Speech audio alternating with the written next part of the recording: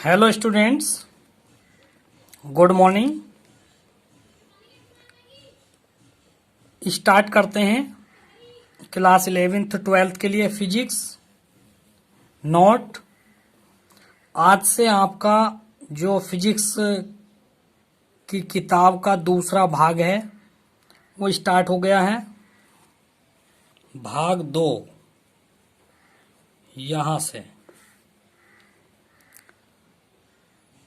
क्रम 9 है, लेकिन भाग 2 का ये पहला पार्ट है।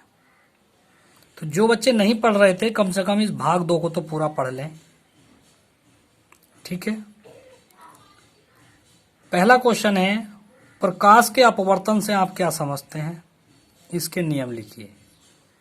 तो देखिए प्रकाश के अपवर्तन क्या है।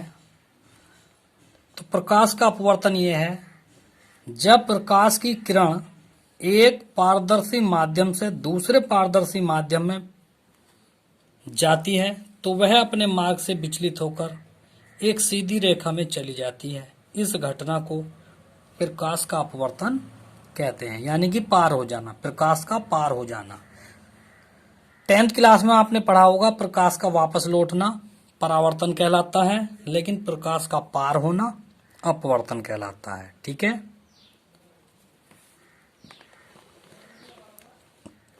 चित्र है,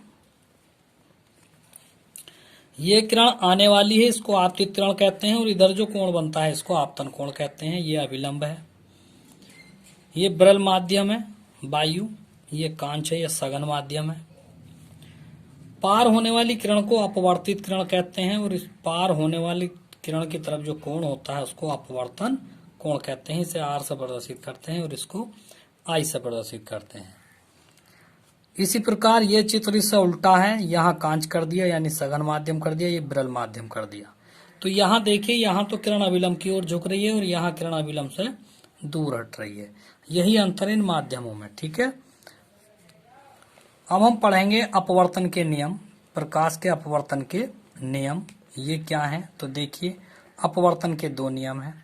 पहला नियम, आपतित किरण, अपवर्तित किरण तथा आपतन बिंदु पर अभिलंब तीनों एक ही तल में होते हैं। देखिए चित्र में देखिए, तीनों किरणें एक ही बिंदु पे हैं। ये देखिए, आने वाली किरण भी, जाने वाली किरण भी, और जो अभिलंब खींचा गया ये सब एक ही बिंदु पे मिल रहे हैं। इस बिंदु को आपतन बिंदु कहते हैं। तो ये सब आपतन बिंदु पर एक ही तल में होते हैं। इसका दूसरा नियम है, किन्हीं 2 माध्यमों तथा एक ही रंग के प्रकाश के लिए आपतन कोण की जिया बोलते हैं साइन, और आपतन कोण हो गया आई, साइन आई, तथा अपवर्तन कोण की जिया यानी साइन आर का अनुपात एक नियतांक होता है, अर्थात साइन आई बटे साइन आर बराबर नियतांक। इस नियतांक को पहले माध्यम के सापेक्ष दूसरे माध्यम का अपवर्तनांक कहते हैं। इसे n से प्रदर्शित करते हैं। ये n है, इसको n से प्रदर्शित करते हैं। यदि पहला माध्यम 1 तथा दूसरा माध्यम 2 हो तब नियतांक बराबर हो जाएगा 1n2। तब साइन आई बटे साइन आर हो गया 1n2, या साइन आई बटे साइन आर n2 बटे n1। ये पूरा सूत्र आ जाता है। इसे स्नेल का नियम भी कहते हैं, ठीक है। इसे स्नेल का नियम भी कहते हैं। ये नेक्स्ट पेज देखेंगे। विरल माध्यम तथा सघन माध्यम क्या है, इनका प्रकाश की दिशाओं पर क्या प्रभाव पड़ता है। तो देखिए बहुत सिंपल है। विरल माध्यम ये है और प्रकाश की दिशाओं पर क्या प्रभाव पड़ रहा है ये देखिए। वह माध्यम जो दूसरे माध्यम की अपेक्षा हल्का हो अर्थात घनत्व में कम होता है विरल माध्यम कहलाता है। इसके साथ ही दूसरा माध्यम जो होता है वो सघन माध्यम कहलाता है। जैसे ये वायु और कांच है, ये 2 माध्यम है, ठीक। तो वायु को यहाँ पे विरल कहेंगे क्योंकि वायु कांच से घनत्व में कम है, और इसको सघन कहेंगे क्योंकि कांच वायु से अधिक कठोर व भारी है, ठीक है। देखिए वायु तथा कांच में वायु विरल माध्यम है तथा कांच सघन माध्यम है। अब प्रकाश की दिशाओं की बात करते हैं।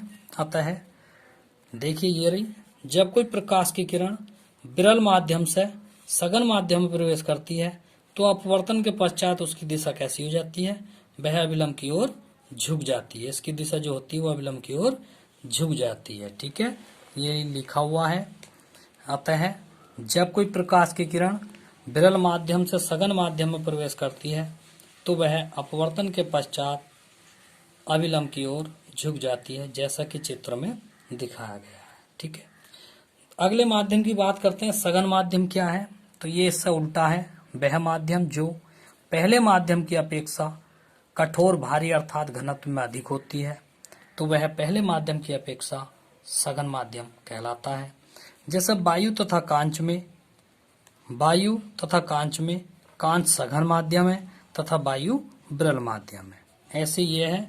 अब प्रकाश की किरण कांच से वायु में प्रवेश करेगी तो इसके मुकाबले पर कांच कैसा माध्यम हुआ, सघन माध्यम हुआ, और वायु विरल माध्यम हुआ। ठीक है, तो देखिए अब प्रकाश की किरण सघन माध्यम से विरल माध्यम में प्रवेश कर रही है तो इसकी दिशा पर क्या फर्क पड़ता है, ये अभिलंब से दूर हट रही है। आनी तो ऐसे चाहिए थी, ये अभिलंब से दूर हट गई, बस यही फर्क होता है। अतः जब प्रकाश की कोई किरण सघन माध्यम से विरल माध्यम में प्रवेश करती है तो अपवर्तन के पश्चात वह अभिलंब से दूर हट जाती है। ठीक है, नोट में क्या होता है, विरल माध्यम को हमेशा 1 से तथा सघन माध्यम को हमेशा 2 से प्रदर्शित करते हैं, अर्थात 1 और 2 जो होता है 1/2n1 होता है, यानी एक दूसरे के ये उल्टे होते हैं। अगर 2 और 1 को आगे लिख दिया तो ये एक दूसरे के उल्टे हो जाएंगे। नेक्स्ट पेज लगाते हैं, पेज 155। अपवर्तनांक तथा अलग अलग माध्यमों में प्रकाश की चालों में क्या संबंध है। तो माना वायु में प्रकाश की चाल c तथा किसी अन्य माध्यम में प्रकाश की चाल v है तथा वायु के सापेक्ष कांच का अपवर्तनांक n है, तब वायु के सापेक्ष कांच का अपवर्तनांक बराबर क्या होता है, बराबर वायु में प्रकाश की चाल बटे कांच में प्रकाश की चाल। ठीक है, तो ये वायु पहले जी बाद में, गिलास माने कांच होता है, एयर माने वायु, तो ANG बराबर हो गया C/V।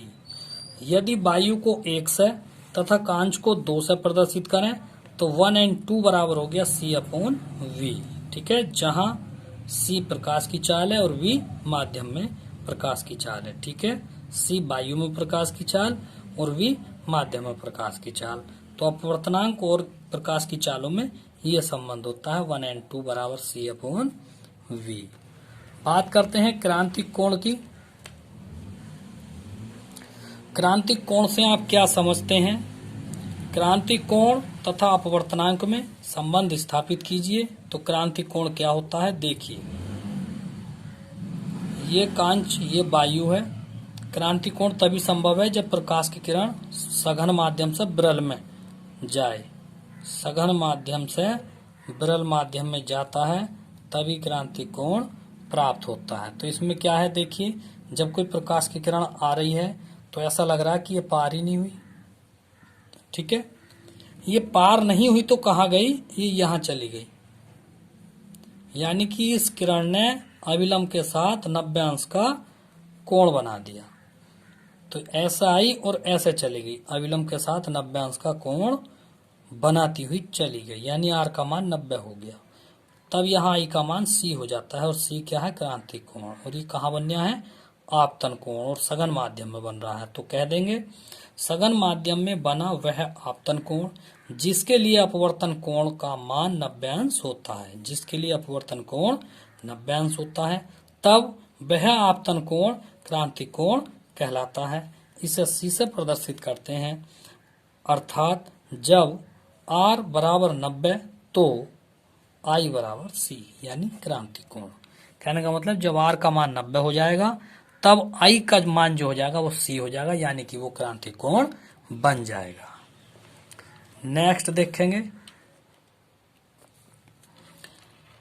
नोट में, क्रांतिक कोण तभी संभव है जब प्रकाश सघन माध्यम से विरल माध्यम में जाता हो। ठीक है, अब क्रांतिक कोण तथा अपवर्तनांक में संबंध, तो माना प्रकाश की किरण सघन माध्यम से, सघन माध्यम को 2 से दिखा दिया, देखिए, यानी कि कांच से विरल माध्यम 1 में प्रवेश करती है, ये 1 हो जाएगा, विरल माध्यम 1 में प्रवेश करती है, तब स्नेल के नियम से 2n1, 2 इधर से है ना, 2 में से 1 में गुजारी है, 2n1 बराबर साइन आई बटे साइन आर, परंतु सीधा क्या होता है 1n2 बराबर साइन आई बटे साइन आर, तो इसको पलट देंगे साइन आर बटे साइन आई, क्योंकि ये 1 इधर हो गया 2 इधर हो गया, तो साइन आर बटे साइन आई, अतः 1n2 बराबर हो गया साइन 90, जब आर का मान 90 रखेंगे तो आई का मान सी रख देंगे, तो आर बराबर 90 आई बराबर सी, तो 1n2 बराबर हो गया साइन 90 का मान 1/sin